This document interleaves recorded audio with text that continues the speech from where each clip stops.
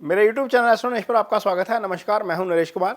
सबसे पहले उन दर्शकों का धन्यवाद जिन्होंने पेज को सब्सक्राइब किया है, पेज के वीडियोस को शेयर कर रहे हैं, लाइक कर रहे हैं और कमेंट बॉक्स में हमें अपनी राय भी भेज रहे हैं। आज बात करेंगे सितंबर महीने के राशिफल की और बात होगी मकर राशि के जातकों की। मकर राशि के जातकों के लिए कैसा रहेगा सितंबर का महीना, उनकी हेल्थ के लिहाज से, कामकाज के लिहाज से, कारोबार के लिहाज से, पैसे के लिहाज से, मनी के फ्लो के लिहाज से और इसके साथ ही रिलेशनशिप के लिहाज से और स्टडीज़ के लिहाज से, इस पर चर्चा करेंगे। लेकिन सबसे पहले ये बताएंगे कि आपकी कुंडली में ग्रहों का गोचर जो है वो किस तरीके से हो रहा है। ये जो कुंडली आप देख रहे हैं ये 1 सितंबर के दिन की कुंडली है। 1 सितंबर को ग्रहों की स्थिति आपकी कुंडली में ये बनती है। अब यहाँ पर शनि दूसरे भाव में है, इसका मतलब ये है कि आप शनि की 7.5 के आखिरी फेज से गुजर रहे हैं। लेकिन शनि के 7.5 से ज़्यादा डरने की ज़रूरत इसलिए नहीं है क्योंकि शनि इस राशि के स्वामी होते हैं और जब राशि के स्वामी शनि हैं तो 7.5 में ज़्यादा नुकसान नहीं होता। गुरु चौथे भाव में गोचर कर रहे हैं, राहु भी चौथे भाव में है, ये गोचर शुभ नहीं है। इन दोनों का गोचर चौथे भाव में शुभ नहीं माना जाता। शुक्र सप्तम में है, शुक्र का गोचर शुभ है आपके लिए। बुध अष्टम भाव में है और सूर्य अष्टम भाव में। बुध शुभ गोचर में है, सूर्य शुभ गोचर में नहीं है। मंगल का 9वें भाव का गोचर शुभ नहीं है, केतु का 10वें भाव का गोचर शुभ है। तो इसका मतलब यह है कि 2 केंद्र के प्लैनेट शुभ गोचर में है, एक यहाँ पर बुध शुभ गोचर में है, बाकी 6 प्लैनेट शुभ गोचर में नहीं है कुंडली में। तो क्या कुछ चेंज होगा? तो यहाँ पर शुक्र जो आपकी कुंडली में पंचम स्थान के स्वामी हैं वो मार्गी हो जाएंगे 4 सितंबर को। ये वक्री चल रहे हैं। शुक्र सिर्फ पंचम के स्वामी नहीं है, ये कर्म भाव के भी स्वामी हैं। तो कर्म भाव के स्वामी का मार्गी हो जाना यानी कि जॉब, नौकरी, कारोबार में थोड़ी सी बेहतरी हम मान सकते हैं, ये आपके लिए बेटर रहेगा यहाँ पर 4 सितंबर को मार्गी हो जाना। और इसी दिन गुरु यहाँ पर वक्री हो जाएंगे, 4 सितंबर को ही वक्री होंगे और 31 दिसंबर तक वक्री ही रहेंगे। तो गुरु आपकी कुंडली में 2 अशुभ भावों के स्वामी हैं। तो यदि तो कुंडली में दशा इस समय गुरु की चल रही है, गुरु 2 तरीके से काम करते हैं या कोई भी प्लैनेट 2 तरीके से काम करता है। एक जो उसके नैसर्गिक तत्व हैं, एक जो है वो तत्कालिक प्रभाव है। जो तत्कालिक प्रभाव से गुरु आपके लिए शुभ नहीं है क्योंकि शनि की राशि है तो गुरु आपके लिए मित्र नहीं बनते। तो उन 2 भावों के स्वामी हैं जो अच्छे नहीं हैं, ये 12वां और ये तीसरा भाव। आगे बात करेंगे आपकी जो बुध है, जो चेंज होना है, बुध चेंज होगा। बुध की स्थिति यहाँ पर इस समय वक्री चल रही है। बुध भाग्यस्थान के स्वामी होकर अपने से 12वें भाव में बैठे हैं और वक्री अवस्था में है। 15 सितंबर को मार्गी हो जाएंगे, ये थोड़ी सी पोजीशन ठीक हो जाएगी। और सूर्य यहाँ पर राशि परिवर्तन करेंगे 17 को और ये मंगल के साथ आ जाएंगे भाग्यस्थान में। हालांकि यहाँ भी सूर्य शुभ नहीं थे, यहाँ भी सूर्य शुभ नहीं रहेंगे। तो ये गोचर रहेगा। सबसे पहले बात करेंगे कि कर्म कैसा रहेगा, आपकी जॉब, आपका प्रोफेशन, आपका कारोबार कैसा रहेगा। तो कर्म स्थान के स्वामी शुक्र और पंचम स्थान के स्वामी शुक्र यहाँ पर बैठकर सीधा केंद्र को देख रहे हैं। इसका मतलब है कि काम में आप बिजी रहेंगे, यानी कि कर्म स्थान का स्वामी जब लगन को देख रहा है तो आपको व्यस्त रखेगा। आप लगातार, चाहे आपकी जॉब हो, आपका कारोबार हो, आपका कोई जो है फ्रीलांस का काम हो, किसी भी तरह का काम हो, काम में आप लगातार बिजी रहेंगे। केतु यहाँ पर है, ये गोचर शुभ है, यहाँ पर भी आपको स्थिति जो है वो थोड़ी सी आपके फेवर में जाती है। गुरु की दृष्टि यहाँ पर होना ये एक अच्छी चीज़ है। तो कर्म के लिहाज से आपका महीना सितंबर का अच्छा रहने वाला है। आय स्थान का स्वामी भाग्यस्थान में है। आय स्थान के स्वामी का 9वें में चले जाना, लगन से 9वें में जाना अच्छा नहीं है, लेकिन अपने भाव से 11वें में जाना अच्छा है।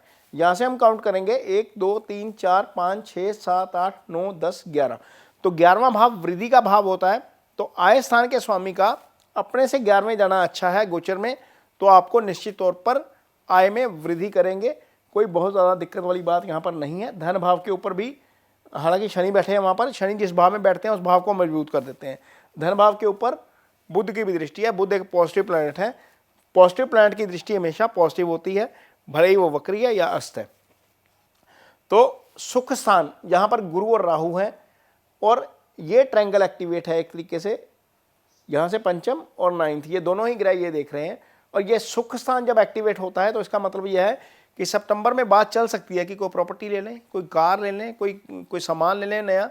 तो इस सितंबर में ये ऐसी चीज़ें चलेंगी आपके साथ मकर राशि के जातकों के लिए, क्योंकि सुख स्थान में 2 ऐसे प्लैनेट बैठे हैं जिन्होंने ट्रायंगल एक्टिवेट कर दिया है।